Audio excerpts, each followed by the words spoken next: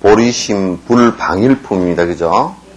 방일은 뭐냐면 게을르다 그런 뜻이에요.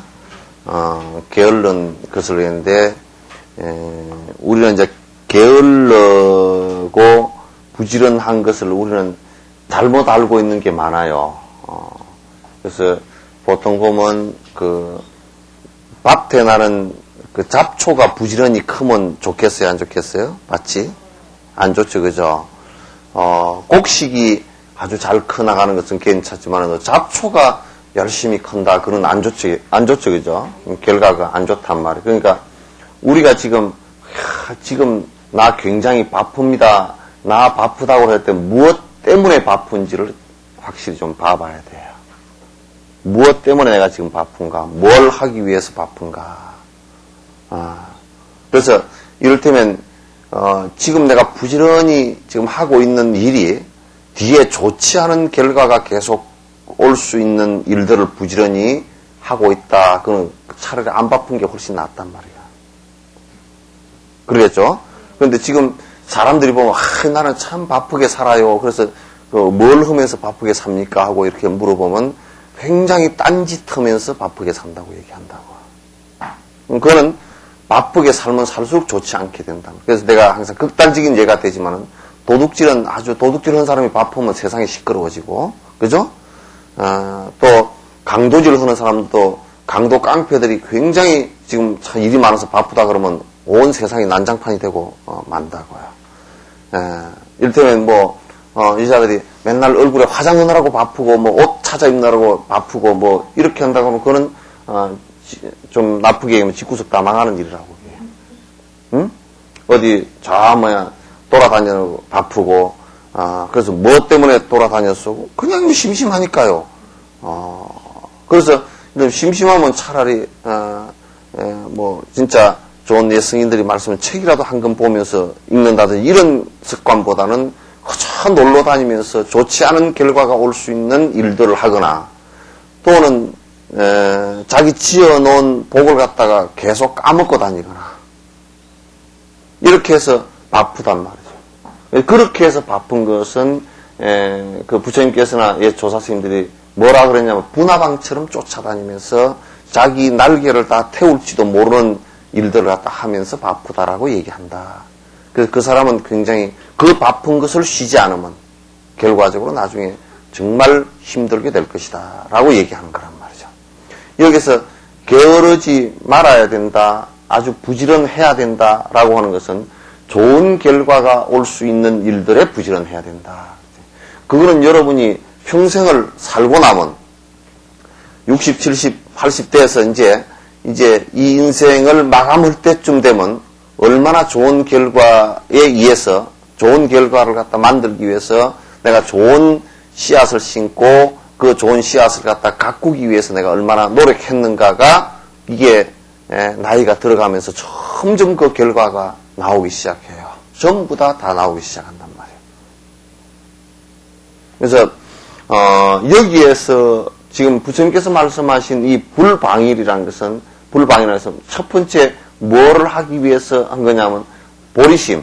이를테면 우리의 마음을 갖다 깨달음으로 가기 위해서 지금 내가 얼마만큼 노력하느냐라는 거예요. 그러니까 내가 깨달음에 전혀 도움이 안 되는 일로 굉장히 바쁜 것이 아닌가라고 반성을 해봐야 된단 말이에요. 깨달음하고 아무 상관도 없고 내가 욕심을 버리고 욕망을 버리고 고통을 일으킬 수 있는 모든 것들을 갖다 버리는 일하고 그 다음에 그를 버리는 것과 동시에 내가 깨달음으로 갈 수 있는 좋은 것들을 갖다가 자꾸 그 깨달음 보리심을 자꾸 더 키워나갈 수 있는 일들을 갖다 부지런히 해나가는 일을 갖다 불방일이라 그래요.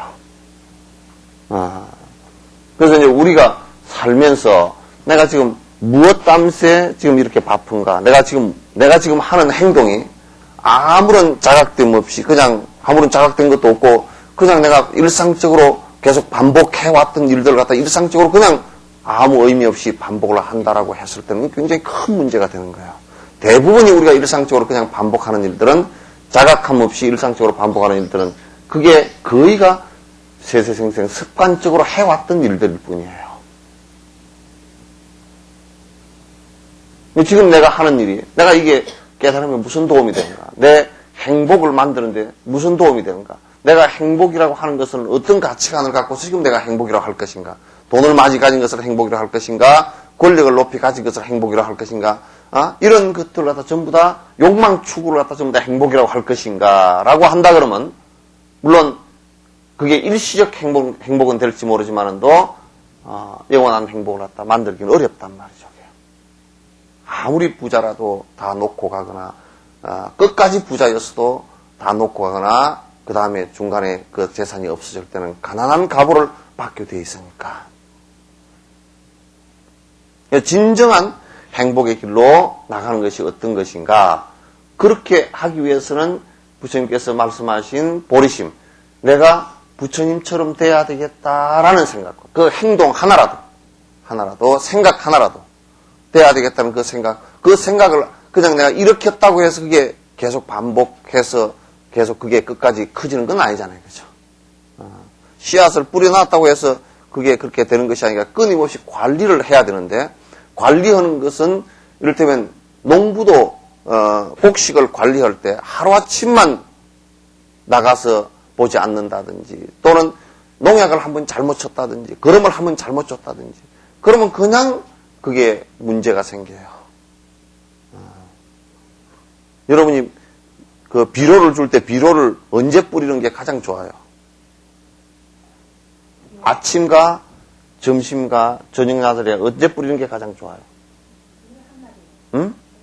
한낮에 뿌리면 굉장히 거름을 뿌리는데 채소가 안 타 죽겠어? 예?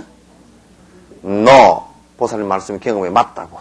여러분들이 틀렸어. 왜냐하면 아침에 뿌리면 이슬이 묻어 있어서 그 이슬에 비료가 녹으면 녹은 부분이 전부 다 타져버리게 돼.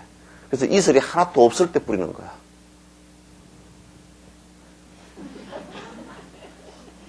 그러잖아요, 그죠?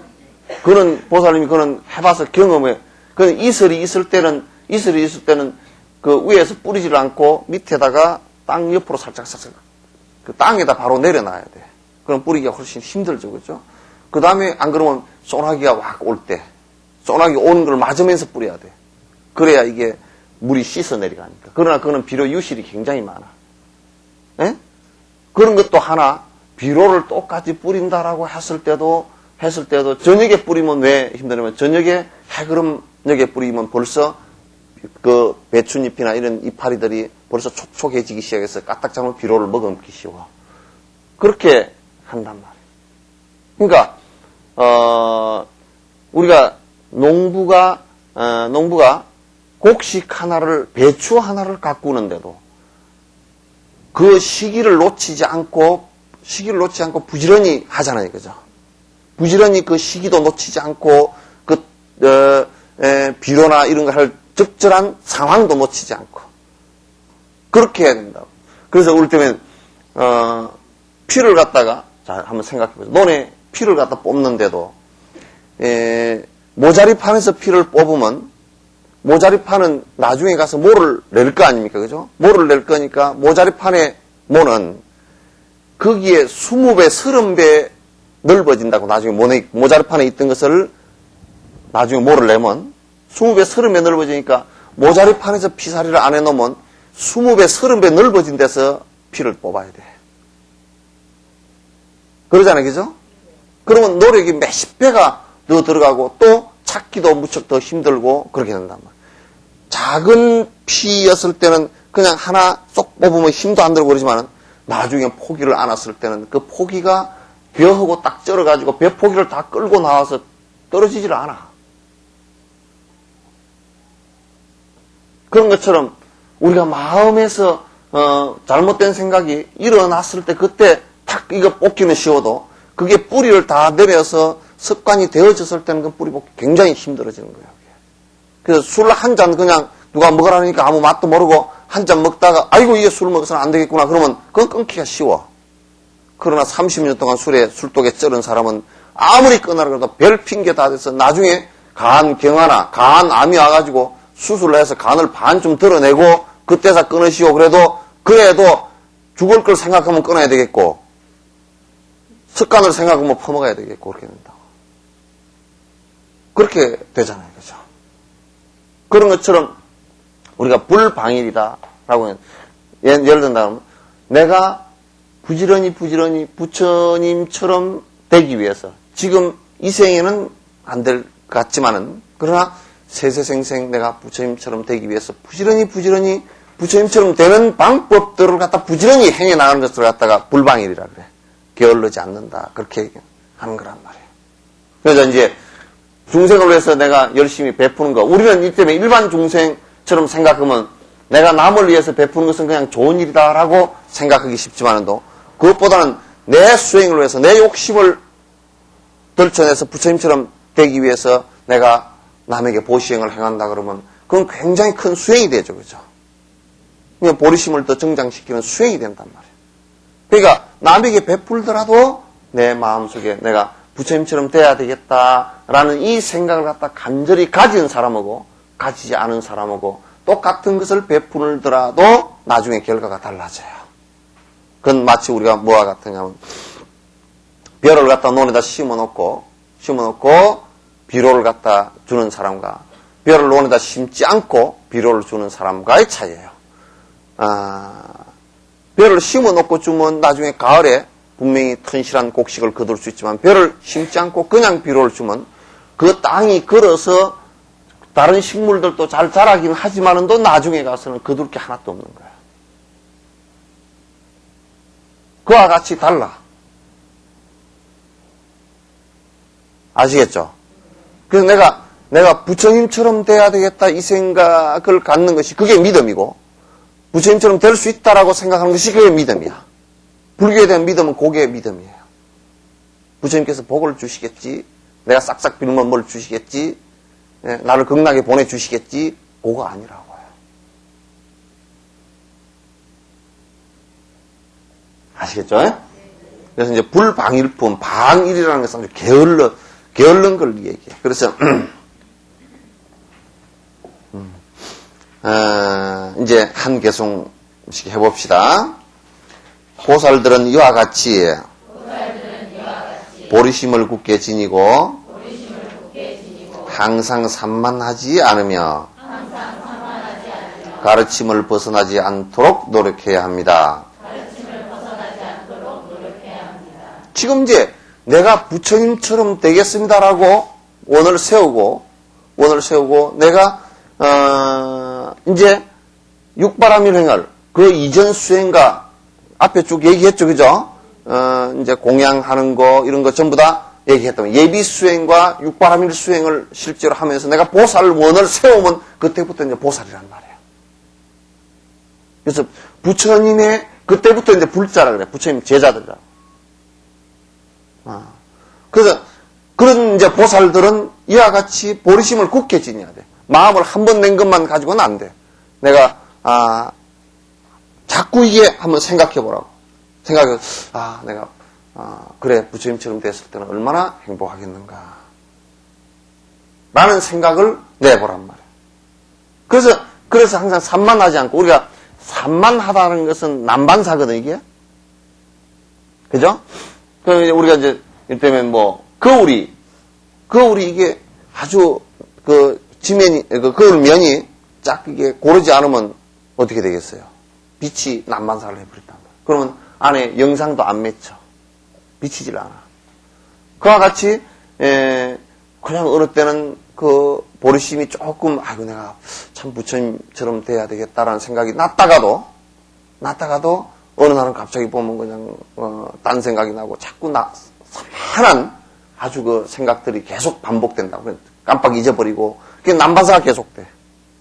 그렇게 산만하게 계속되면 그거는 이제 그만 자꾸 생각이 고르지 못하고 보리심이 반듯하게 자라지 못해. 자갈밭에 씨 뿌리 놓은 거와 똑같단 말이에요.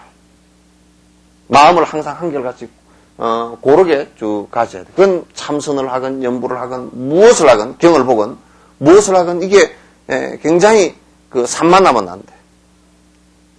마음이 아주 산만하면 그 안에 마음 먹었던 것 자체가 반듯하게 있질 않단 말이에요. 그래서 항상 산만하지 않으면 가르침에 벗어나지 않도록 자꾸 노력을 해야 돼. 그러니까 우리는 왜 그러냐면 여태까지 습관에서 자꾸 거꾸로 가르침하고는 지 잘 때라고 하는 것하고는 꼭 우리는 반대로 잘까. 애들 또 그 물가에 가지 마라 그러면 꼭 물가에 가고 청개구리라 그러죠, 그죠? 그래서 얼마나 그 청개구리 어머니가 애가 터졌으면 내 죽거들랑 어디다 묻어라 그랬어요? 에? 산에다 묻어라 그러면 내가에다 묻을까 싶어 내가에 묻어라 그러니까 마지막은 잘 떨어져가 또 내가에다 묻어.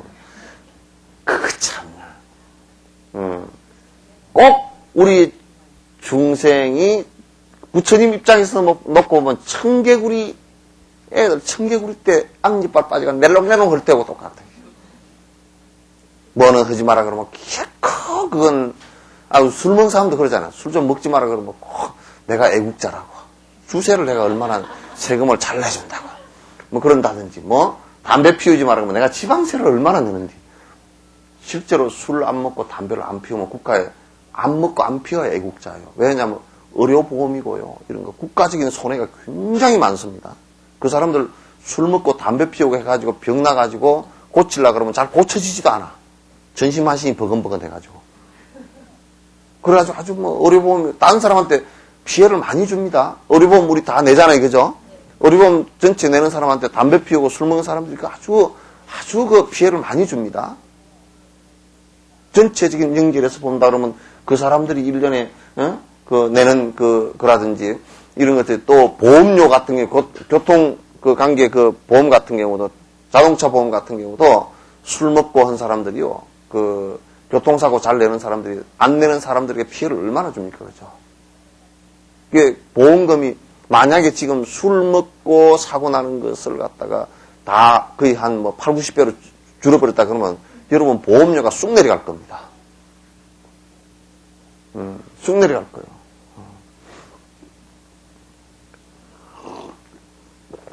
그러니까 우리는 자꾸 무슨 핑계를 대면서 자기 습을 갖다 꺾으려고 하지 않고 자꾸 핑계를 대면서 어떻게 하냐면 나는 그 부처님 말씀하고 가르침하고는 꼭 반대로 그렇게 자꾸 해보려고 해요.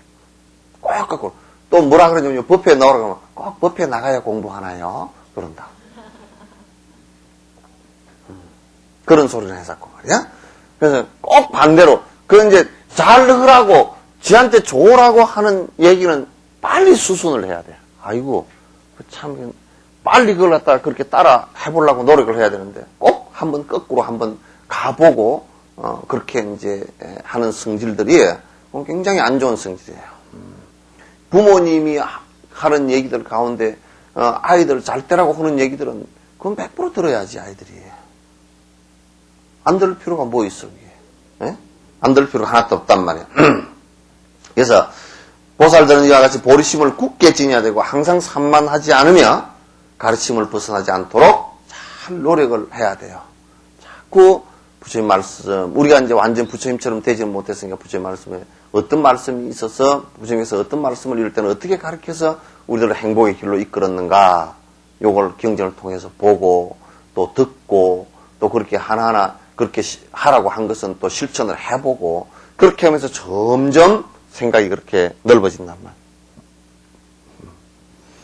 경솔하게 시작한 어떤 일이나 잘 생각해 보지 않은 무언가를 맹세했을지라도 할지 말지는 깊이 생각해 보아야 합니다. 굉장히 중요해요. 여러분이 혹시 이게 할 때 이를테면 야 누가 전에 오늘 술 한잔 하러 가자 그러는데 그래 가자 그렇게 약속을 했잖아요. 그죠? 약속을 했는데 나는 꼭 약속을 지키는 사람이야. 그리고 술 먹고 가죠. 꼭 술 가서 먹고 취해서 돌아올 필요는 없단 말이에요. 경솔하게 대답을 했다 손 치더라도 그게 결과가 어떻게 될 건지 가만 전화 끊어놓고 생각해 보니까 이게 술 먹으러 갈 일이 아닌데 술 먹고서 내가 해야 되겠냐. 그러면 그거는 한번 생각해 보고 그건 안 한다 그래야 돼. 그래야 맞단 말이에요.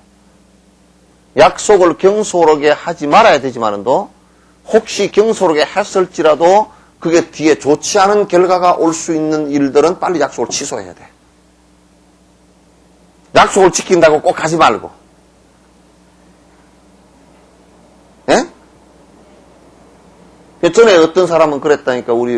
내 어릴 때 어떤 마을에 한 사람은 아주 기골이 장대한 사람인데 나이가 28 이렇게 돼.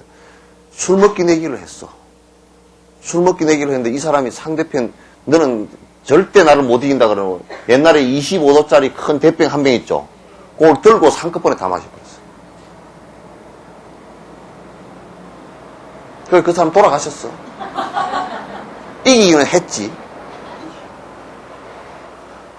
그럼 왜 그렇게 약속을 했냐, 왜 그렇게 마셨냐 그러니까 둘이서 내기 약속을 했다는 거야. 그 약속을 왜 지켜? 예? 그런 약속은 지킬 필요 없겠죠, 그죠? 그러니까 경솔하게 약속을 했다 손 치더라도 이 공부하는 사람들을 한번 챙겨봐. 챙겨봐가지고 이건 굉장히 나를 산만하게 하는 일이고 나를 갖다가 참 이 공부해 나가는데 아무런 도움이 안 되는 일이다 라고 했을 때는 그렇게 약속을 안 해야 되겠지만은 약속하기 전에 해야 되겠지만 혹시 약속을 했다 손 치더라도 NO 하고 내가 이 약속은 이러이러해서 못 지키게 돼서 미안하다고 약속을 빨리 없애야 돼. 예? 아시겠죠? 그래서 경솔하게 시작한 어떤 일이라도 잘 생각해 보지 않은 그 무언가 그렇게 맹세했을지라도 할지 말지는 깊이 생각해 봐야 된다. 할지 말지 깊이 생각해 봐야 돼. 근데 또 우리가 이를테면 부처님 말씀이라고 하더라도 우리가 수계식 할 때 여러분 생각 자 이제 도둑질 살생하지 마시오 그러면 네 그럼 약속했죠 그죠? 그래 놓고 낚시하러 갈까 그러면 되겠어 안 되겠어? 그게 안 되잖아. 예? 그러니까 그런 것을 갖다가 이제 만약에 5개 수계를 했다. 그럼 5개 수계했으면 5개 수계한 것을 갖다 지키려고 딱 약속을 한 거란 말이에요.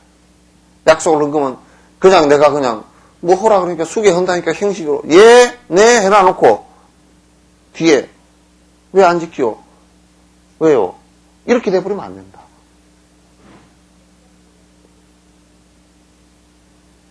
그러니까 부처님 말씀이라도 내가 약속을 잘 지킬 것이다라는 전제가 되어진 약속을 하라고 말해요. 그리고 한 번 더 깊이 생각해보고 그래야 확실하게 이 일은 해야 되겠다라고 주어진 일은 확실하게 해나가게 된다 그런 얘기예요.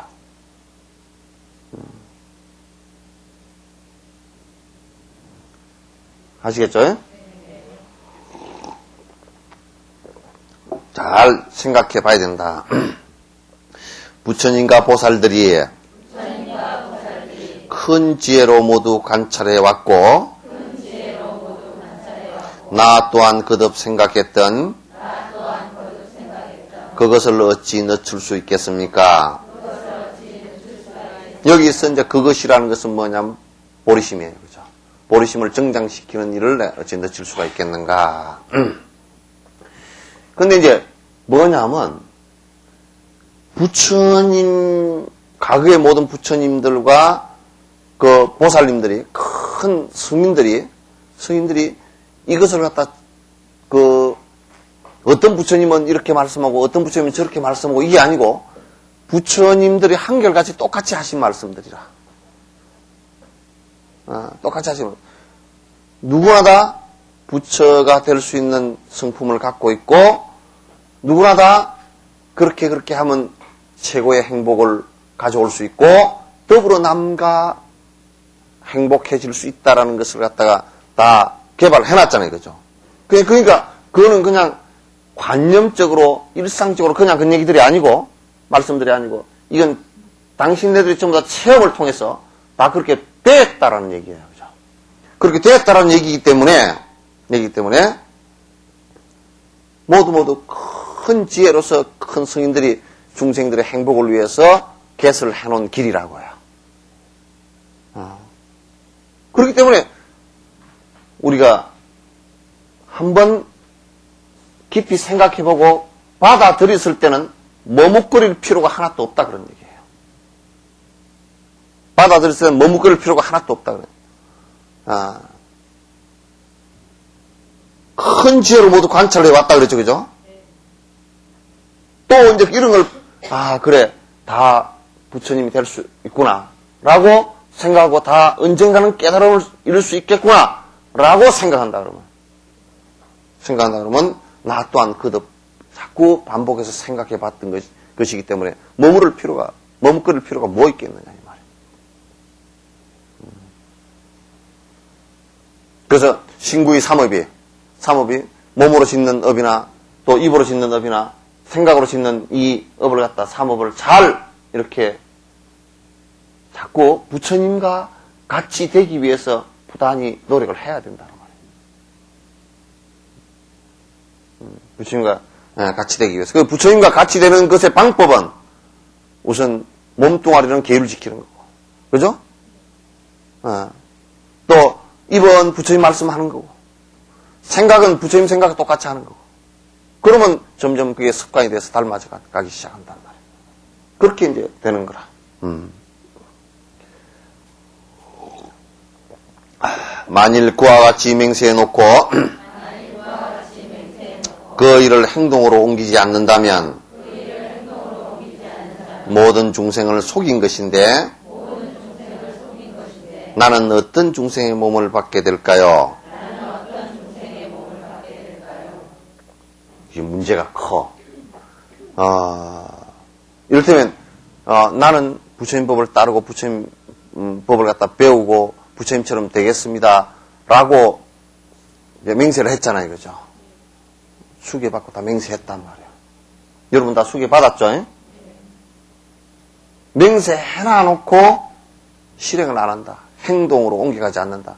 그러면 어떤 죄가 성립이 되느냐 하면 무지무지 무슨 거야?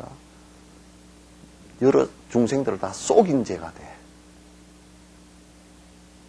이거는 도둑질, 살생, 도둑질, 사업, 망어, 기어, 양설, 악구, 탐, 진, 치, 이 10가지 죄를 갖다 몽땅 합해놓은 것보다 더 커. 이게.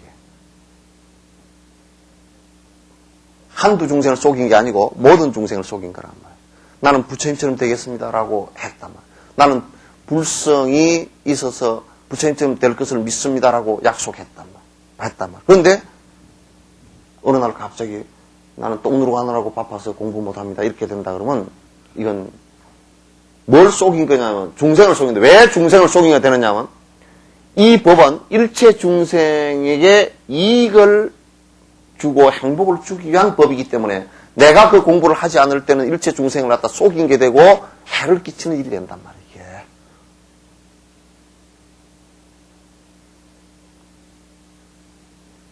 무슨 얘기인지 아시겠죠? 우리가 이러잖아요. 대통령이나 시장이 선거에 당선됐어. 나는 이런 일을 하겠습니다 하고 했어. 했는데 당선되고 난 뒤로 안 하고 딴짓거리만 하고 있어. 그러면 전 시민에게 피해를 끼친 거라. 자기가 그냥 혼자 내가 게을릅니다 이 얘기 아니고 지가 공직자로 나서서 나는 무슨 일을 하겠습니다 하고 그걸 뽑아줬어. 근데 4년 5년 동안 그 일을 하나도 못했어. 그러면 누구한테 죄진 거예요? 시민들한테 죄진 거라고. 그와 똑같은 거란 말이에요.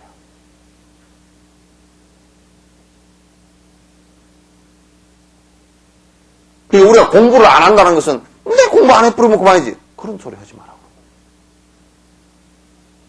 그리고 만약에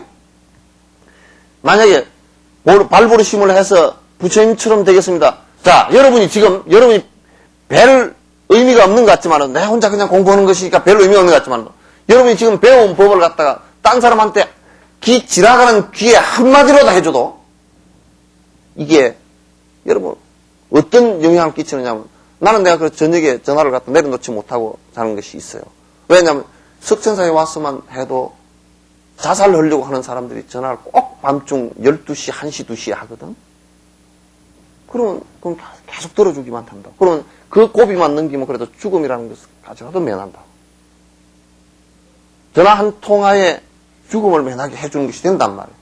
말 한마디에 사람이라는 것은 극단적인데 몰리다 보면 살아나갈 구멍가 하나만 있어도 내가 그 구멍을 바라보면서 살려고 그래요. 물에 빠져서 죽은 사람이 얼음 밑으로 들어가 버렸다. 그러면 얼음 밑에서 그 사람들이 죽은 곳을 꼭 보면 꼭 어디 얼음장이 좀 얇은 곳에 가서 죽어 있어요. 왜냐하면 햇볕이라도 들어오니까 그걸로 뚫고 나갈까 해서 그런 거예요. 사람이라도 이 사람이 삶의 희망이라는 것이 조금치라도 보이면 그걸 뚫고 나오려고 그런다고요. 그래서 우리가 여러분이 나는 뭐 부처님 말씀 잘 몰라요. 다물고 이렇게 해서 그건 아주 범죄야. 죄를 짓는 거야. 많은 사람한테 부처님 말씀을 들은 얘기를 갖다 안 되면 책을 들고서라도 얘기해 주라고. 왜냐? 그 사람들이 그런 얘기를 듣고서 막 처음에는 거부안을 일으키고 그럴 수도 있어요. 그죠? 그러나 그렇지 않아요. 한 10년, 20년 지나면서 저들이 힘들게 될 때는 그게 들었던 그게 마음의 씨앗이 돼서 그래, 그때 그런 말이 있었지. 그 말 한마디에 위안을 받고 마음의 돌파구를 찾고 삶의 방향을 찾는 경우가 많다고요. 왜 우리가 성인의 말씀을 갖다 비난해버렸을 때 왜 큰 제약을 짓게 되냐면 자기 스스로 삶의 돌파구를 갖다가 막아버리는 결과가 되기 때문에 깜깜한 무간지옥이 형성되어 버린다고 이게.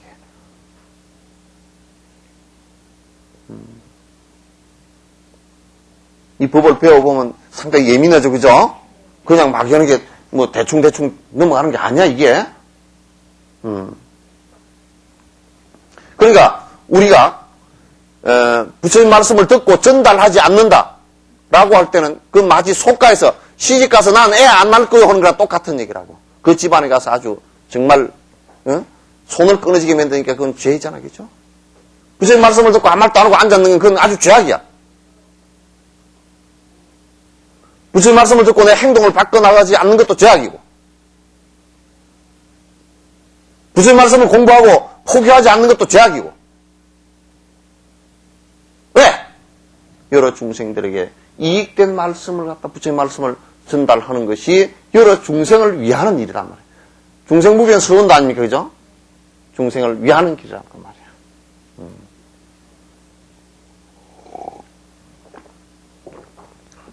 그래서 내가 이게 뭐 약속 해놔놓고 약속 안 지켜버리고 이런 일을 하고 그러면 이건 누구한테 죄를 짓는 거냐? 모든 중생들에게 죄를 짓게 되는 거야. 제일 첫 번째 여러분에게 가장 가까운 사람에게 죄를 지는 거야. 여러분 남편, 여러분 자녀들에게 죄를 짓게 돼.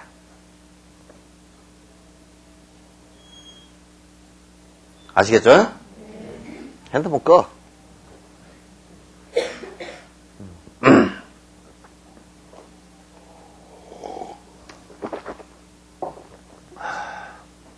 자, 아무리 사소한 물건이라도 마음속으로 한번 주겠다고 생각한 후 어떤 이에게도 주지 않는다면 악의로 태어난다고 말씀하셨습니다. 그러니까 내가 니한테 나중에 옷 내가 이거 줄게 그래 놓고 안 줘버렸다. 그러면 그건 그거로 악의로 태어나는데. 웃을 일이 아니야. 그게 인과법이라는 거, 인과라는 건 그래. 악이라는 게 어떻게 하냐면, 여러분이 준다라고 얘기해놔놓고 약속 안 지켜서 안 주는 거 있잖아요. 그죠? 그게 욕심 때문에 그런 거거든? 가장 욕심이 주 업이 돼서 태어난 업이 뭐냐면, 그게 악이라고. 그래서, 여러분, 악구 있잖아, 악구. 악구가 그게 악이야. 입이 이따만하잖아요. 그죠? 입이 크고, 이빨이 싹 나고, 그 다음에 아기 귀신은 그렇게 생겨요. 입이 엄청 크다. 크고, 배는 배가 볼록 튀어나가지고, 배가 지리산 많고, 입은 강양만 많고, 근데 목구멍이 머리칼 많아요. 맨날 끓고 먹어도 목에 다 걸려가지고 하나도 안 내려가. 물 먹어도 목에서 그냥 목이 아파가지고 찢어지고 그냥 물 한 방울 내려가는데 적어도 10년이 걸린다. 머리칼 하나를 타고 내려가는 그게 길이가 얼마나 길었더니 물 한 방울 내려가는데 그렇게 걸린다는 거야.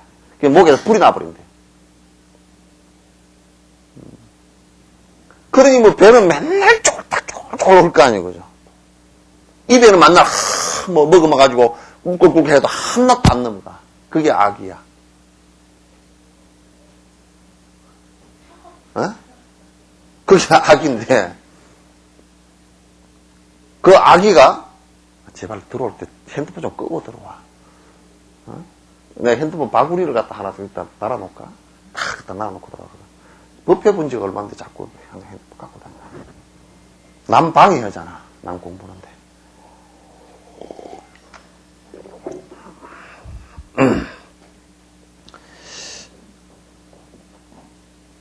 다른 사람한테 메일로 좀 보내. 수요일 날 오전 10시부터 그 12시까지는 절대 전화하지 마시오. 그렇게 보내. 그날은 그 시간은 법회 시간이요. 내 절대 시간이요. 그러고. 그러니까 내가 무엇을 하고자 했다가 뭐 조그마한 물건 하나라도 내가 누구한테 주려고 했다 안 주면 악의가 된다는데. 그죠? 내가 부처님처럼 보리심을 일으켜서 내가 부처님처럼 되겠습니다라고 했을 때 이 세상에서 두 가지 현상이 일어나. 하나는 아주 마구니들이 여러분 보리심을 일으킬 때 마구니들이 천지를 진동하게 심장마비를 일으켜. 아, 우리가 깨질 일이 또 생겼구나. 그리고 심장마비를 일으키고. 그죠? 생각해보라고.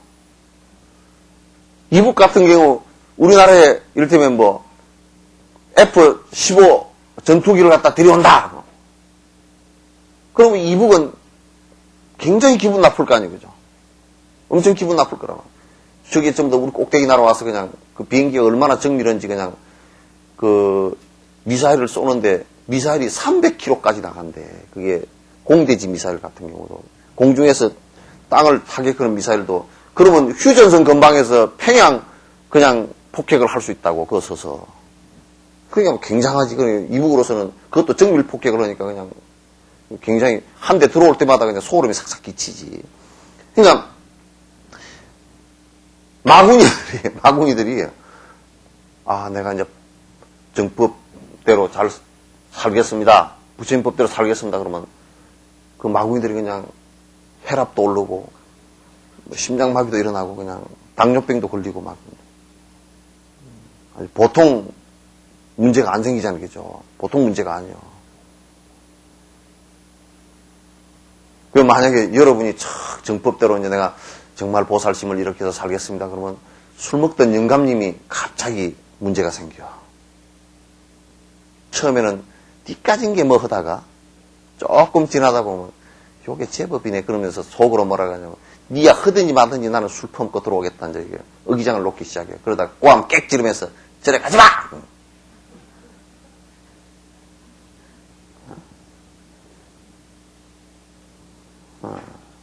어쨌든 하여튼 마구니 짓을 하는 사람들은 심장마비가 걸려. 그러니까 여러분들께서 이제 내가 보리심을 일으킨다 그러면 주변이 천마 외도들이 전부 다 발발 뜬다 그랬어. 왜냐하면 부처님 법을 배우고서 부처님 법으로 다른 사람에게 이 얘기했을 때 합리적으로 부처님 법을 설명을 바로 할 수 있다 그러면 그 누구도 부처님 법의 논리에 능가할 외도들은 없어요. 왜냐하면 역사적으로 전부 다 그래왔어. 논쟁이 붙으면 한 번도 불교가 져본 적이 없어. 왜? 가장 사실적이고 합리적이기 때문에.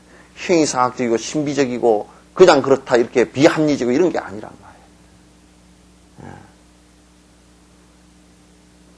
그래서 우리가 발심을 하면 한 사람이 발심을 하면 천마 외도들은 심장병이 걸리고 일반 중생들은 깊어서 환희를 하는데 우리가 한 사람이 후퇴를 하면 천마 외도들은 아주 심장병이 다 나아버리고 일반 중생들은 전부 다 심장병이 다시 걸린다고. 무슨 얘기인지 알겠죠? 굉장히 심각한 얘기야. 여러분들도 한 사람이 불법을 바로 지니고 한 사람이 바른 정신을 지니고 한 사람이 중생을 위해서 살겠다고 생각하고 한 사람이 깨달음을 위해서 노력하겠다고 생각한다 그러면 그 주변이 확 달라지기 시작해.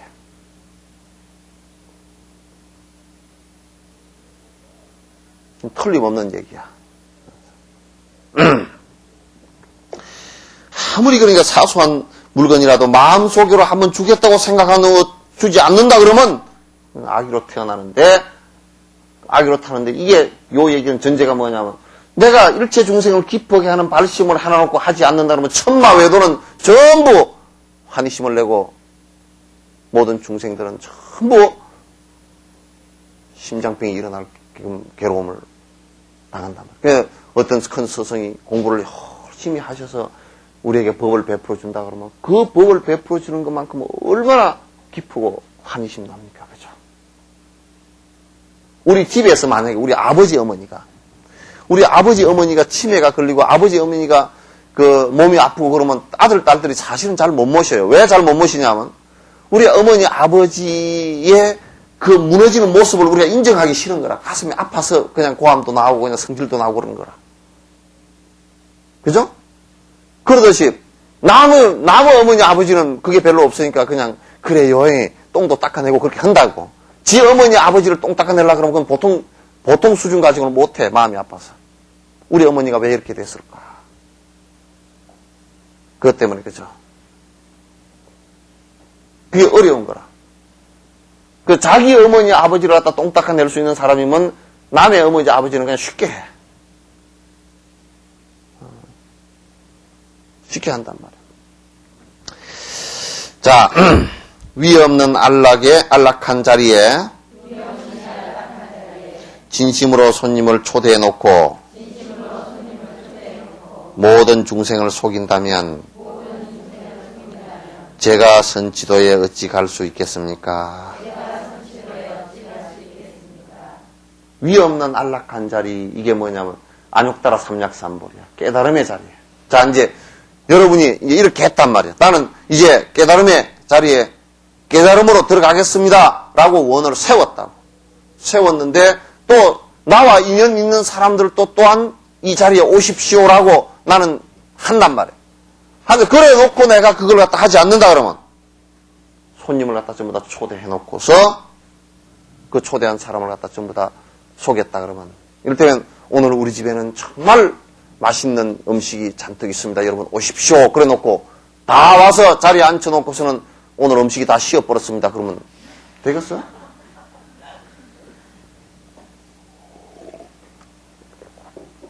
되겠느냐 그 말이야.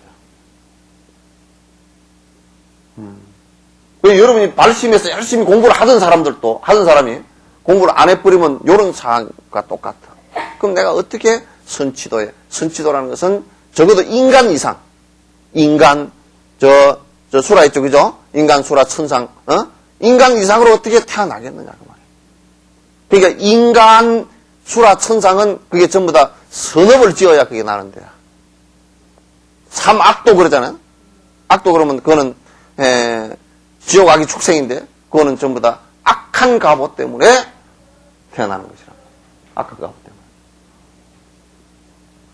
내가 어찌 선치도에 가겠는가. 그래서 그 얘기는 거꾸로 얘기하면 사막도에 어딘가 떨어질 거다 말이야. 어? 지옥을 가든지 축생을 가든지 악의를 가든지 무슨 가게 될 거다. 그렇게 하지 않는다 그러면. 응? 여러분이 갑자기 아이고 입보리 행로를 왜 공부하자 그랬는고 그 생각이 들죠? 어? 와 이거 나같이 깨어른 사람이 어떻게 입보리 행로를 공부하자 그러니까 요걸 알아버려가지고 이제는 뒷바꾸도 못하게 생겼네. 요 몰랐을 때는 그냥 빠꾸를 마음대로 저 해버리고 그랬는데 이제는 뒷바꾸가 안 돼. 응? 이제 이거 알고 뒷바꾸면 큰일 나. 정말 큰일 나.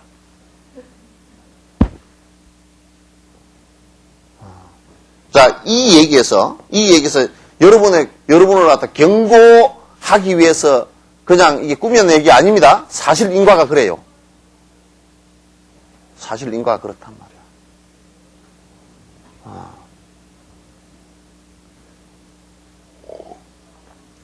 누군가 보리심을 포기한다 하여도 그를 해탈하게 하시니 업의 방식은 불가사의하여 오직 전지하신 부처님만이 아십니다. 여기서 전지라는 것은 모두 다 안다라는 뜻이에요. 그죠? 부처님께서는 미세한 인각까지 다 알기 때문에 전지하시다. 그렇게 전지전능 아닙니다. 이건 전지야. 다 안다라는 뜻이야. 모든 것을 당신 마음대로 한다라는 얘기가 아니고 이건 세밀한 인각까지 전부 다 아신다 그런 얘기예요. 누군가 보리심을 포기한다 해도 그를 해탈하게 하시니.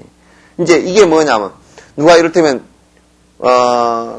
내가 같은 사람이 뭐 그런 거 되겠어. 나는 뭐 딴 거 하고 살겠어. 이렇게 한다고 설사 마음을 포기한다 하더라도 이게 한 번 마음을 내서 인연이 진 사람들은 언젠가는 그게 이제 굉장히 오랜 뒤가 되겠지.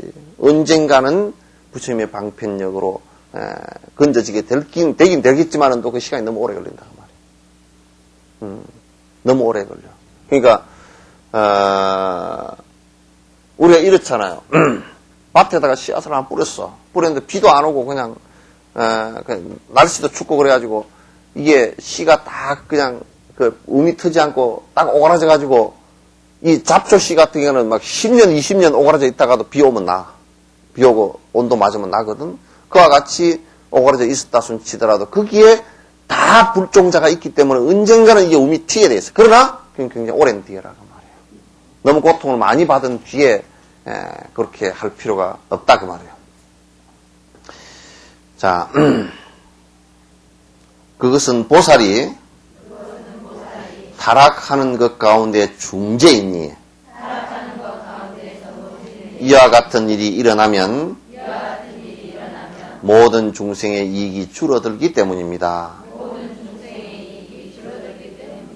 그러니까 보리심을 일으키는 것을 보리심 일으키는 것을 만약에 포기한다. 그건 계속 공부해 나가는 것을 포기한다라고 한다 그러면 그건 보살이 타락하는 거예요. 타락하는 것 가운데 제일 중재예요. 그러니까 아까 내가 시박을 저지르는 것보다 더 큰 죄라 그랬죠. 그죠? 시박을 저지르는 것보다 더 큰 죄야. 자, 우리가 이런 게 있다고요. 여기 고추나무가 하나 이렇게 있어요. 고추나무가 하나 있으면 우리가 이렇게 그 고추를 따다가 가지가 하나 부러진 것은 그래도 다른 가지가 남아있잖아요. 그죠? 그러나 고추 씨를 심었을 때 고추 씨를 아예 그냥 들어다가 씌워버렸다. 그러면 고추나무 자체가 아직 안 나와. 우리가 보리심을 포기하는 것은 시박을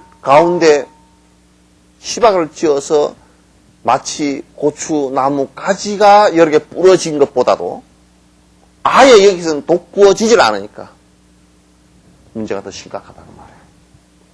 언제 자기를 갖다 구제할 수 있는, 언제 중생을 갖다 위할 수 있는 힘이 형성될지는 몰라요. 그래서 이제 보리심이 형성되어야, 그래야 그 정상적인 마음이 형성되어지고, 중생을 위하는 마음이 형성되어지고, 깨어있는 생각들이 형성되어지면서 하나하나 내 업을 높여나가는 겁니다. 내가 고통스러울 수 있는 여러 가지 업들을 갖다가 하나하나 높여나가는 거란 말이에요. 굉장히 사실 중요한 거예요.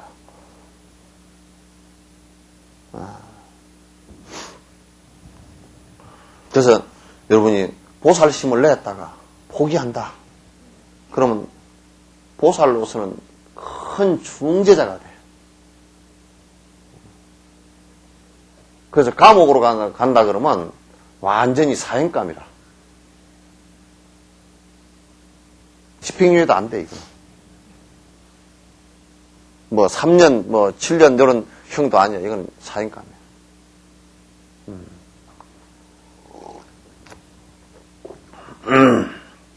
왜 그렇게 하냐면 일체 중생을 이익을 다 망쳐놓기 때문이에요. 여러분이 그냥 이를테면 우리가 그냥 절에 다닌다 이런 것이 별로 의미가 없는 것이에요. 왜냐하면 보리심을 일으키지 않고 그냥 절에 다니는 것은 별로 의미가 없어.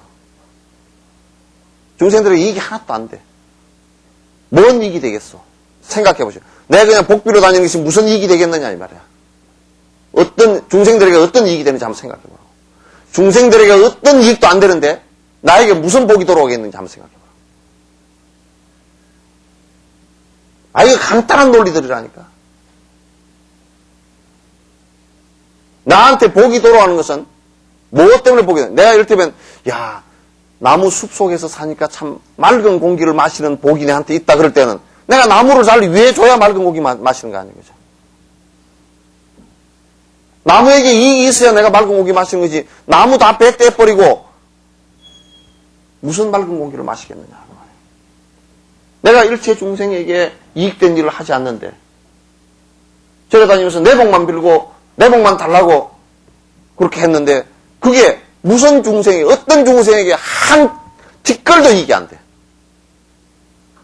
빌어준 대상자에게도 이익이 안 돼. 되질 않는단 말이에요. 그러니 내한테 무슨 복이 되겠는가 한번 생각해보라고. 그럼 우리가 정상적으로 말씀 이렇게 해서 남에게 이익되는 생각을 하고 이익되는 행동을 하고 그렇게 하지 않을 때는 아무런 이익이 안 되고 그게 내한테 복도 안 돼. 그렇게 하면 나도 가난해지고 절도 가난해지고 내 주변 사람들도 다 가난해지는 거야.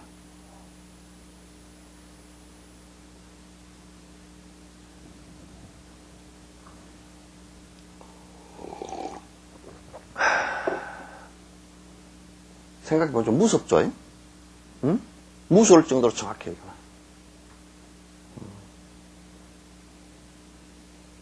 여러분이 가게를 하나 하면서도 가게를 여러분만 돈 벌겠다고 생각하면 가게 절대 망해.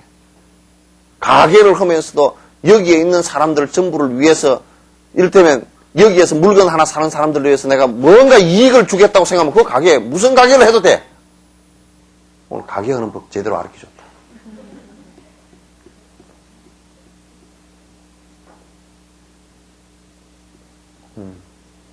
여러분이 가게를 하나 하잖아요. 하면 저 사람들에게 이익을 주겠다라는 가게, 이익이 되는 가게를 해보란 말이에요. 할 때도 내가 조금 덜 남기고 저 사람들에게 좀 더 좋은 물건으로 기분 좋게도 해주고 또 저 사람들에게 복이 되게끔 해줘야 되겠다라고 한다 그러면 그건 차츰 그걸 귀신들 같이 자라라. 마치 우리가 희한하다고 풀을 하나 몇 개 심어놨잖아요. 그러면 우리는 땅만 들여다봐가지고는 밑에 그름이 있는지 없는지 잘 몰라. 근데 풀을 심어놔보면 그름 있는데 풀과 그름 없는데 풀을 귀신같이 알고서 얘들이 뿌리를 그쪽으로 뻗어가지고 한 풀에서도 이쪽에 뻗은 쪽에 그름이 있었다 그러면 이쪽 뻗은 가지가 아주 싱싱하게 잘 올라와. 그렇게 되거든. 그런 것처럼 일반 중생들이 그 가게에 올 때도 자기에게 이익된다라고 생각하면 그걸로 안테나가 다 있어가 감지기가 다 잘 따가지고 샥 나오게 돼 있어.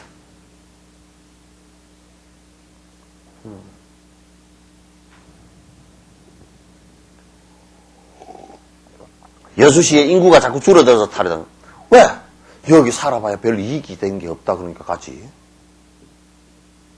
딴 데 가면 더 이익이 많다 그러면 그쪽으로 갈 거 아니야. 옛날 그 춘추전국시대나 이런 데도 5, 16국 그럴 때도 가만히 이렇게 보면 중국에도 어떤 왕이 어떤 정책을 써. 그러면 그게 백성들이 살기 좋다 그러면 그걸로 다 갚아버려. 이동의 자유가 있으니까 그냥 싹 다 갚아버려. 짐 싣고 보따리 싣고 그 왕 밑에 가면 잘 산다더라. 그러면 싹 그쪽으로 갚아버려. 어떤 왕은 폭정을 취하고 그러니까 어떤 왕이 성질을 낼 거 아니에요. 우리 백성들이 왜 다 빠져나가냐. 그러면 국경선을 폐쇄를 하고 막 그냥 가는 사람 잡아 죽이고 막 그렇게 하면 아무리 그렇게 해도 빠져나가다 안 되면 시궁창으로도 빠져나가 버려. 이북 사람들 봐봐. 그게 아무리 뭐 지상의 낙원이고 위대한 뭐 그래서 하도 그게 뭐 누가 그 붙어 있나 그냥 왜 먹고 살기 좋으면 거기에서 왜 도망 나오나 그게 안 나오지. 그게 먹고 살기 했으면 안 나와. 여러분이 결혼해가지고 영감님이 참 사랑스럽고 그러더라도 돈 안 벌어다주고 먹고 살기 했으면 다 도망가. 거의 90%는 도망가.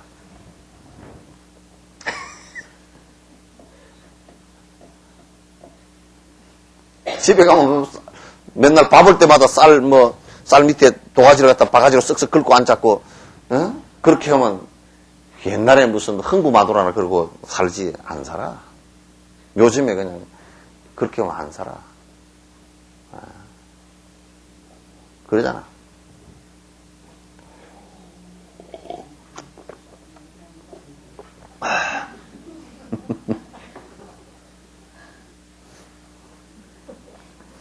자, 이렇게 모든 중생을 우리가 이익되게 하려고 하는 것으로부터 복이 옵니다.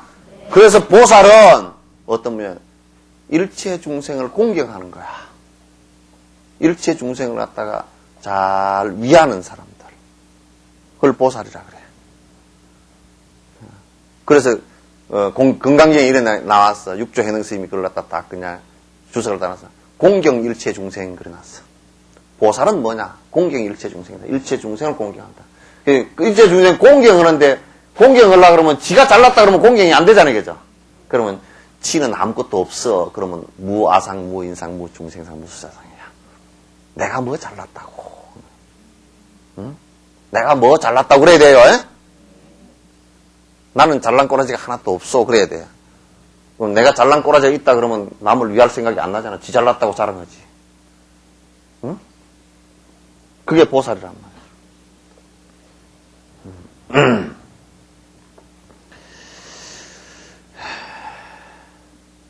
그러니까 우리가 살아가는데 우리가 복을 받으려고 그러면 일체 중생을 이익되게 한다. 그 얘기입니다.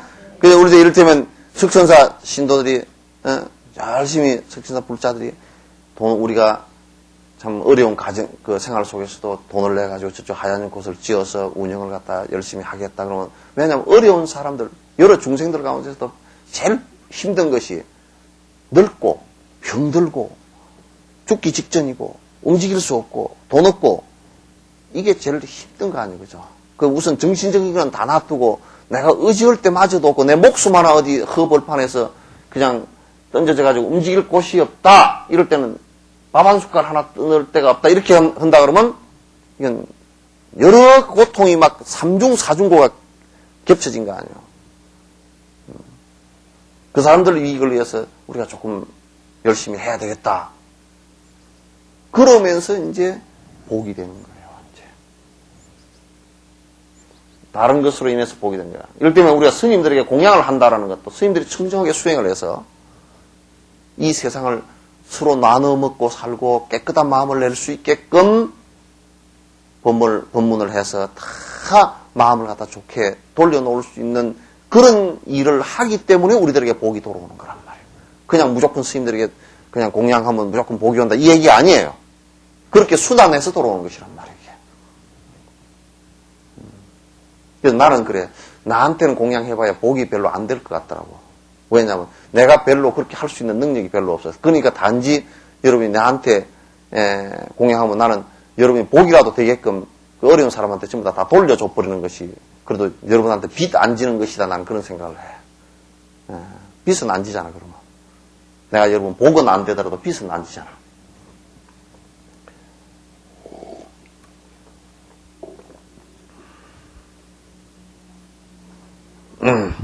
어느 누가 한순간이라도 그의 공덕을 방해한다면 중생의 이익에 해를 끼치는 것이니 이는 악취에서 끝이 없을 것입니다.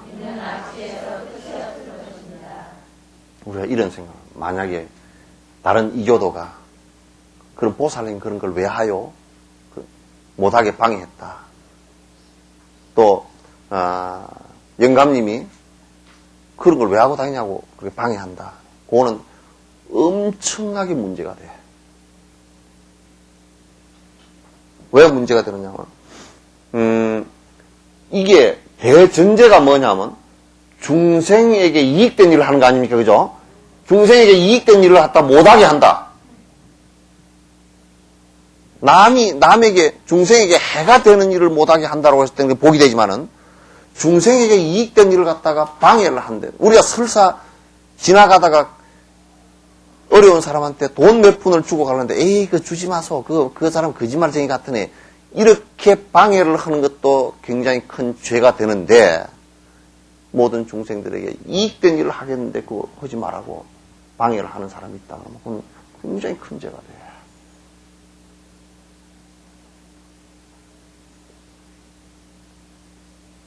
내가 더 웃기는 얘기 하나 할까? 응? 지금 이제 여러 사람이 이런 얘기를 그래 맞아 그렇게 어떻고 했는데 나는 다른 사람 공부하는 것을 방해해도 그것도 죄가 적지 않아.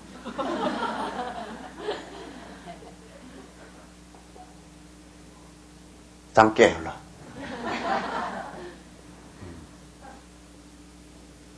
내 잠 깨라는 소리 들었으면 본인은 잠 안 자는 거니까 옆에 사람 볼 필요 없어. 그냥 본인만 생각해.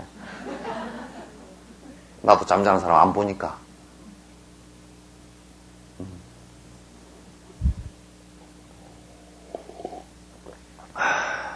그래서 여러분이 본문 나올 때도 그런 생각을 하죠. 야, 내가 안 나가면 나하고 같이 나가는 저 사람이 안 나가게 되니까 안 되겠구나. 그래서 아유 내가 좀 힘들더라도 같이 나가야 되겠구나. 이렇게 내가 안 나가면 그만이지 뭐. 내가 바빠서 안 나가고 뭐. 내가 주변에 끼치는 영향을 생각해 보라 그 말이야. 그러잖아요, 그죠? 내가 주변에 끼치는 영향을 한번 생각해 보라. 그래, 같이 나가서 내가 그냥 나무 덩어리처럼 앉아만 있어줘도 다른 사람이 그 선방 같은 데서도 노장님들이 노스님들이 선방에 탁 들어와서 그 칠순 되신 분이 탁 이렇게 앉아있다. 젊은 사람들이 아이고 노장님이 저렇게 앉아 계신데 우리가 지금 졸아서 되겠나. 버티고 앉았다. 노장은 노장이라고 빠지고 애들은 애들이라고 빠져버리고 니만 빠지냐 나도 좀 빠져보자. 이게 해이해 돼버린다. 그러잖아요. 그죠? 공부하는 데는 신임 나면 늙어서 잘 못 나가겠어. 생각해봐. 늙으면 지 빨리 죽을 때가 지가 더 빨리 죽잖아. 젊은 사람보다. 그런 생각하면 안 되고 야 다음 생에도 그 본문 대로 안 빠지려고 그러면 공부하는데 안 빠지려고 하면 내가 지금 부지런해도 내가 늙어서라도 습을 들여놔야 그게 다음 생에 또 이어지지. 그렇게 하고 와서 앉아고 내가 가서 또 그래도 늙으니까 가서 탁 앉아있으면 젊은 사람들도 그래도 탁 나이 든 분이 저렇게 앉아있는데 우리가 지금 뭐 게을러서 해야 되겠네. 그런 그 자각정신도 좀 나오고 그러잖아. 예? 또 몸이 좀 아픈 사람은 남한테 피해질까 싶어 잘 못 나가고 그렇게 하지 말고 그냥 몸이 좀 아프고 죽을 만큼만 안 하거들라. 와가지고 앉아있으면 그래 아픈 사람도 탁 버티고 앉아서 성한 내가 못 버티고 앉아있나. 이렇게 돼야 될 거 아니야 좀 서로가. 우리 생각해보라고. 안 나올 핑계를 대면 아파서 안 나오고 늙어서 안 나오고 젊어서 안 나오고 바빠서 안 나오고 밥 먹느라고 안 나오고 똥 누라고 안 나오고.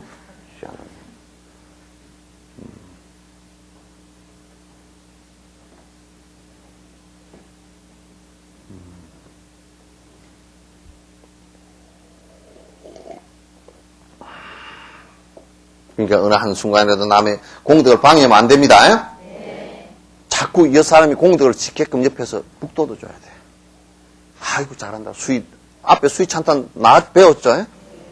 잘하면 그 공덕 잘 짓는 아이고 참 어떻게 그렇게 공덕을 짓냐고 참 잘하신다고 칭찬해주고 자꾸 그래줘야 돼.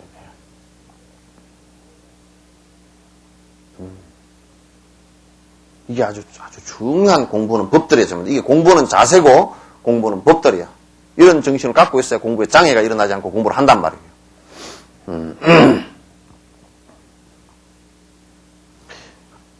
10번 책입니까? 한 중생의 안락이라도 무너뜨리면 내 자신이 쇠퇴하게 되나니 흑곰과 같이 한없이 많은 몸을 가진 이에 안락을 무너뜨린다면 말해 무엇하겠습니까? 여기 안락은 행복이에요. 만약에 한 중생의 행복이라도 무너뜨린다 그러면 그게 얼마나 큰 과보가 있겠습니까? 그죠? 한 중생의 행복이라도 무너뜨린 건 굉장히 큰 과보가 있단 말이야. 근데 지금 한 중생의 행복이라도 행복을 위해서 내가 살겠다라고 원을 세운다 그러면 그것이 우리 삶을 살아나가는데 보살 행위고 바람일 행위고 깨달음으로 나아가는 행위인데 한 중생의 아픔이라도 만들어준다 그러면 이게 얼마나 큰 죄가 되겠는가. 그렇게 된다 그러면 나 자신도 점점 행복으로부터 후퇴하게 될 것이다. 왜 그렇게 되느냐 하면 이게 우리가 이래요. 여러분도 다 우리가 인연관계가 연결이 안 되어 있습니까? 그죠? 다 인연 전부 다 연결이 되어 있어. 그렇기 때문에 여러분하고 가장 가까운 인연이 남편이고 부모고 자식이고 그렇잖아요. 그죠? 근데 그 가운데 부모가 불행해도 자식으로서는 괴롭고 남편이 불행해도 아내로서는 괴롭고 자식이 불행해도 아내로서는 괴로워요. 어머니로서는 뭐 괴로울 수밖에 없고 친구가 불행해도 괴롭잖아요. 그죠? 행지간이 불행해도 괴롭고. 그러니까 남이 불행한 것은 그냥 나하고는 상관없는 게 아니라 나하고 인연이 연결되어 있기 때문에 상관이 다 있어요. 상관이 다 있단 말이에요. 그런데 남이 행복해지지 않고 남이라는 것은 결국 전부 다 나와 연결된 대상들인데 서로 연결되어 있는 대상들인데 그 연결되어 있는 대상들이 어느 누군가가 괴로움을 갖다 당한다 그러면 그것은 곧 나의 괴로움이 같이 되게 되어 있어요. 우리가 이런 생각을 하잖아요. 뭐 노인네들은 뭐 굶어 죽더니 말지 우리만 잘 먹고 잘 살면 된다. 절대 그렇게 안 돼. 나는 별로 괴롭지 않을 것 같이 생각하잖아요. 그죠?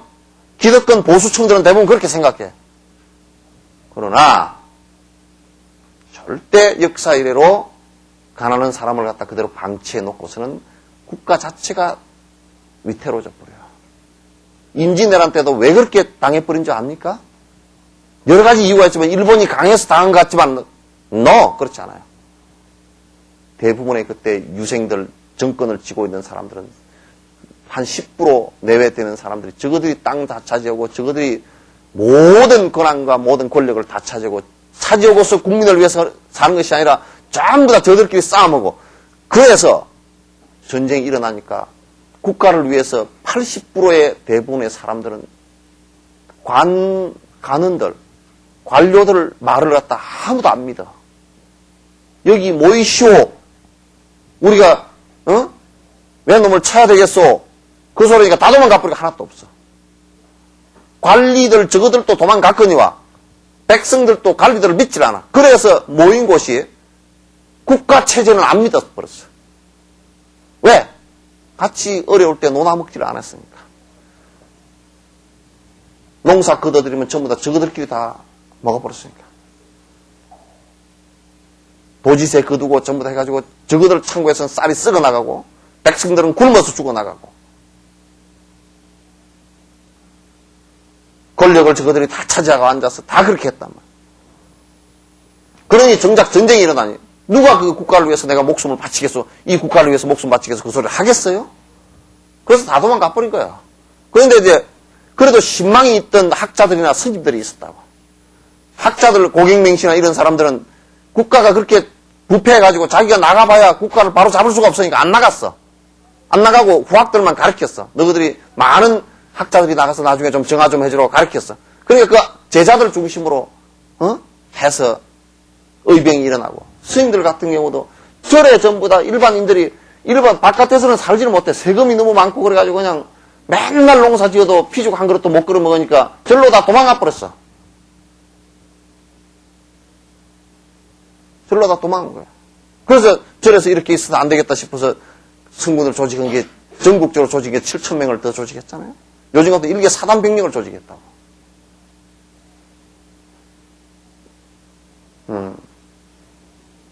그러니까 국가 자체도 그렇거니와 개인도 마찬가지야. 그때 당시 임진왜란 때 심지어는 어떻게 했냐면 왜군이 들어오기 전에 먼저 굶주리고 핍박받았던 백성들이 먼저 관공서하고 부잣집을 먼저 털어버렸다고. 그런 것을 갖다 무마하기 위해서 불질러 버리고. 외국 들어가서 불지른 것도 있었지만도 우리들이 밀란이 일어서 불질러진 게 더 많았어요. 그러니까 선조는 그렇게 그 소리하고 살다가 쳐들어오니까 서울에서 평양으로 도망갔잖아요. 그죠? 신의주까지 도망갔잖아요. 도망갈 때 밤중에 몰래 빠져나가니까 비 오고 비가 쏟아지는 밤중에 나가는데 백성들이 전부 다 꽃갱이랑 다 들고 나서 왕 죽이려고 대들었잖아요. 너들이 뜯어먹을 때는 그렇게 악착같이 법을 따지면서 뜯어먹더니 전쟁이 나니까 너희들만 살라고 다 밤중에 도망가느냐고 얘기해요. 그래서 백성들이 왕이 중심이 되어서 백성들을 갖다 설득할 수 있어야지. 왕이 도망가는데 백성이 어디서 싸워? 그래서 전의를 상실하고 거의 다 주저앉아 버렸어요. 의병들하고 이순신 장군, 건율 장군 밑에 몇 사람들하고 외에는 거의 다 주저앉아 버렸다고. 파죽지세로 다 나가 떨어졌잖아. 그러니까 우리가 산다라는 것도 결국 뭐냐면 중생을 위해서 살지 않을 때는 지만 잘 먹고 잘 살겠다 이렇게 했을 때는 절대 행복해지질 않아요. 행복해질 것 같지만 행복해지지 않습니다. 나는 많은 장례식을 가서 보잖아요. 그죠? 그래도 어떤 사람은 베풀고 산 사람들은 그래도 많은 사람들이 옆에 와서 아쉬워하고 그러지만 베풀지 않고 끝까지 죽을 때까지 지만을 위해서 산 사람들은 옆에 장례식에 찾아오는 사람도 없어. 죽을 때도 외로워.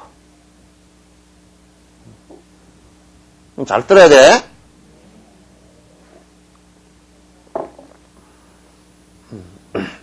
죽어서 가는 길도 외롭겠다.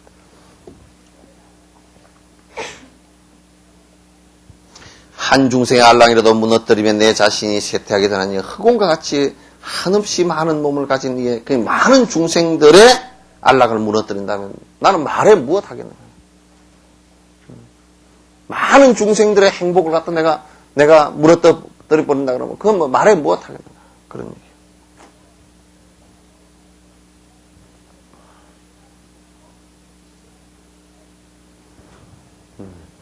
이처럼 죄과의 힘과 보리심의 힘을 가지고 윤회계에 반복하여 섞이게 되면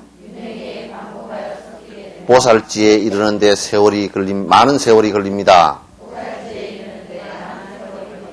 이 뭐냐면 자꾸 후퇴를 했다가 또 한번 해볼거나 하고 했다가 인천 앞바다에 뭐지? 맥주병 떠있는 것 같이 떴다 가라앉았다 그러면 이게 언제 이게 될지 몰라. 예? 언제 될지 몰라. 그러니까 죄를 지은 힘에 의해서 윤회를 하다가 또 보살심의 마음을 가지고 원생을 하다가 왔다리 갔다리 그렇게 하면서는 안 된다고 말이에요. 처음 마음 낸 그대로 느리더라도 차근차근 후퇴함 없이 자꾸 나가야 된다. 그러므로 맹세한 대로 나는 헌신으로 이행할 것입니다. 만일 지금부터라도 노력하지 않는다면 점점 낮은 상태로 떨어질 것입니다. 그러니까 지금 내가 보리심을 일으켜서 부처님처럼 되겠습니다 라고 한 부분을 갖다가 늦추지 말아야 돼요. 늦추지 말고 이건 또 놓치지도 말아야 되고 그래서 내가 자꾸 일체 중생을 위해서 이익된 일을 갖다가 하겠습니다 라는 것을 갖다 계속 의지를 다지고 그런데 내가 의지를 다지지 않으면 점점 뒤로 미끄러지게 돼 있어. 우리가 아무것도 하지 않는다라는 것은 그건 뒷바꾸라. 그죠? 뒤로 가는 거란 말이에요. 나는 게으르지 않고 아무것도 안 하니까 공부를 안 한다 그런 것은 앞으로 나가는 게 아니요. 자동차도 아무리 1등 기어를 넣어놓고 슬슬 가더라도 가야 가는 거예요. 스타트를 안 하면 그건 안 가는 거란 말이에요. 안 가는 건데 안 가는 것은 뭐냐면 다른 것은 다 가기 때문에 지는 안 가고 있으면 지는 빠꾸야. 왜 다른 것이 다 가느냐? 여러분 인생에 있어서 내가 공부하는 것을 갖다 스톱하고 있으면 여러분 늙는 게 스톱이 되나? 안 되지. 그거는 빨리 가는데. 그러니까 늙는 것보다 더 빨리 공부해야 된다 그 말이요. 그런 얘기 맞죠?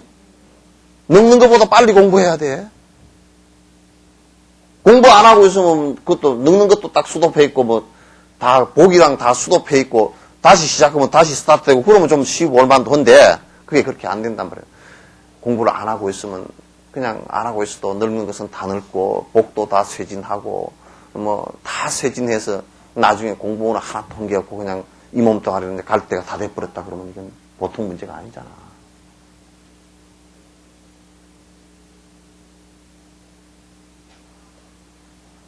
말 되죠? 꼭 이런 생각을 갖다 공부를 안 한다 뭐 자꾸 무슨 이유를 갖다 대고 그래 공부 안 하는 데는 난 이유를 갖다 대지 말라고 그래. 공부하는 것은 자꾸 핑계를 대라고. 공부하는 것은 자꾸 핑계를 대. 뭐 때문에 공부해야 되고, 뭐 때문에 공부해야 되고, 이렇게 하는데, 공부 안 하는 거 가지고는 핑계 대지 마. 하나도 핑계 대지 마. 늙어서 못하고, 젊어서 못하고, 바빠서 뭐 그런 거 얘기하지 마라.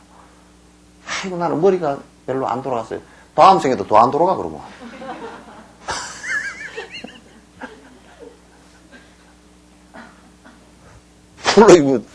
물을, 생각해 봅니다. 지금 뭔 선한 공덕을 많이 지었다고 인간으로 다시 태어날 거라고 확신할 수 있는 사람이 있어요? 그게 없다고요. 나는 다음 생에 인간으로 꼭, 절대적으로 인간으로 태어나도 그거 쉽지 않아. 그러니까, 그 확신이 안 되는데.